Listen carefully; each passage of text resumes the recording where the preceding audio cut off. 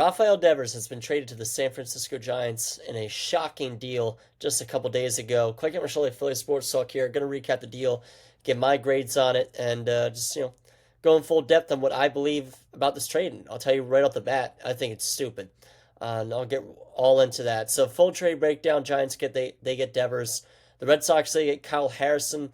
He's a pitcher who has some promise, a little bit of potential, but he was immediately sent down to AAA, which I thought was a little interesting. Jordan Hicks, first round pick from last year, James Tibbs, and rookie pitcher Jose Bello from the Giants. And this is stupid in my opinion. Honestly, it could be seen as a worse trade than the Luka Doncic trade. And we don't talk about basketball too much on this podcast, but if you think about it, the Doncic deal, we don't know where Luka's going to end up. Obviously, he might re-sign with the Lakers long term. Who knows? And I know that the Mavericks only got one first round pick in return, but they did also get Anthony Davis, even though I thought it was an awful trade and that was one of the worst trades of all time. This one honestly might even be worse because you have to look at it from a standpoint. Well, first of all, Rafael Devers is an insanely good ball player. We're talking about probably a top 20 player in the sport. So if you want to correlate that over to basketball, there's certain ways you can look at it into which Devers also has 8 years left on his deal. So you know what you're going to get with Rafael Devers. You're getting a bona fide superstar for another 8 more years, more than likely. So the Red Sox did not get enough in return for what I thought they could have for a superstar that is under 8 more years on his contract. So I don't know. He's hitting 274 this year with 15 home runs, a 907 OPS, and a 401 on base percentage. Those are all-star level numbers, and that's honestly not even as good as he can be. He had such a slow start to this year as well, as he has really overcome that slow start.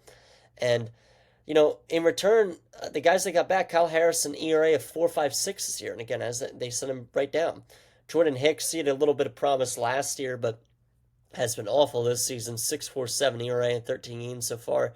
And, James Tibbs, he was a pretty promising bat out of college, and he still could be solid.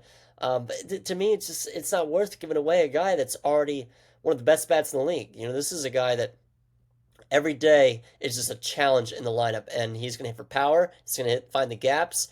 He's just a great hitter. The defense obviously is a little lackluster, and that was one of the the main reasons why this became a whole situation in Boston. But I don't know. Obviously, there's stuff probably going on inside the locker room that we were not made aware of. But, the Sox, they just came off sweeping the Yankees, and then they trade away one of their, franchise corner pieces, which is pretty much the same thing they did with Mookie Betts a couple years ago as well. It just doesn't make any sense to me. And so, some comments came out today about David Ortiz coming out saying that Devers was not answering his messages or was kind of like, didn't care enough to try and resolve this situation. So it really just turned into a mess ever since Alex Bregman signed with Boston because obviously Bregman is a much better third baseman than Rafael Devers. So they wanted him to maybe mix in at third. This is Devers, by the way. They wanted him to potentially play first, then the DH, all this stuff. So it was kind of it was an odd situation. Obviously, it's not how you would have liked Devers to respond to the situation.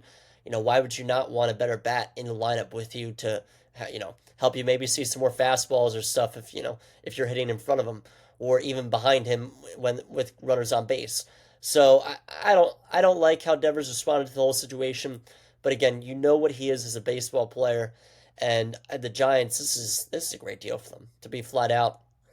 I would think that a lot of other teams could have maybe tried to match this. I've seen some other trades that were supposedly sent that I don't really necessarily believe were on the table because some of them seem to be much better than the one that the Red Sox got in this trade.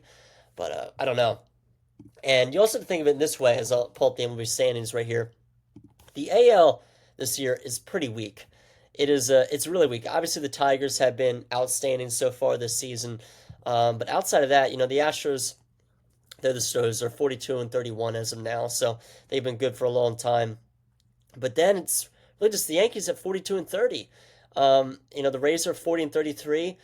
The AL is still kind of open. The Sox, as of today, are just 5 games back, and obviously they just went and swept the Yankees. The Yankees have been in a drought. They've been shut out for 3 games in a row. The AL as a whole, again, a 42-30 team right now would be second place in the AL. It's a very weak American League, which would might not be as much of a challenge to get the World Series this year as usual, as opposed to the NL, which is has just been stacked in previous years. There's three 45-win teams already in the National League, and even a 43-win team as well. So with Rafael Devers going to San Francisco, they're 3.5 games back right now of the Dodgers in the NL West. They're 41-32.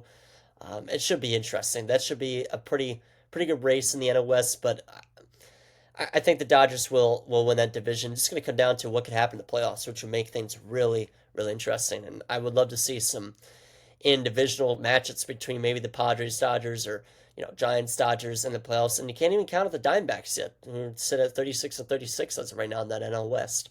Um, it's a very loaded National League as opposed to an American League. So what I'm trying to say is this trade, the more you think about it, to me at least, the more it just seems stupider and stupider.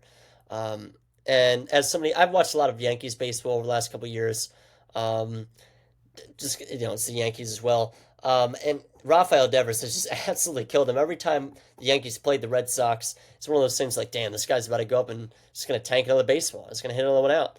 That's just the kind of guy that Devers is, kind of one that gets in the spotlight and performs. So this is just, I don't know. I'm not going to go round and round in circles, but I just don't like this deal for the Red Sox. I think it's stupid. I think it's a weak American League that is up for grabs, and they just traded their franchise cornerstone. But you know what? There is a chance that inside closed doors, we did not know what was going on. Devers was really maybe just canceling the locker room. I'm not quite sure. Maybe James Tibbs ends up being a generational hitter in this Red Sox lineup in just a few years. But we'll just have to see. So my grades for the trade, honestly, I give the Giants an A. I really do. The only thing that doesn't make an A plus is maybe giving up first round pick James Tibbs of last year, but even at that, I would have done the same thing. This is an excellent deal for them. 8 years of team control left. They are paying the rest of the $250 million if I had not said so already. I just really like this deal for the Giants. And it's funny because the Giants, they also have Matt Chapman, so they have a really good third baseman defensively as well there. And now Devers is going to be taking reps at first base, and he had more comments coming out, today saying that he's willing to or is open to taking those reps there, potentially playing there. So it's kind of funny. Maybe Devers really did want out. But for the Red Sox,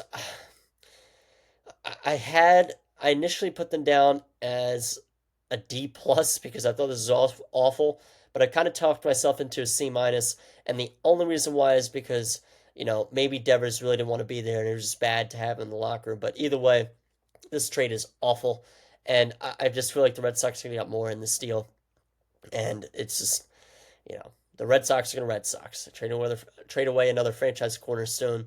That 2018 World Series team is officially out the door. So, yeah, just an interesting trade. But yeah, that's going to do it. I'm going to try to get some more baseball podcasts out, but I'm not so sure. I might start to look into Phillies podcasts. Leave a comment below if you guys have any ideas. But stay tuned for more podcasts coming out soon. Thanks, guys. I appreciate it.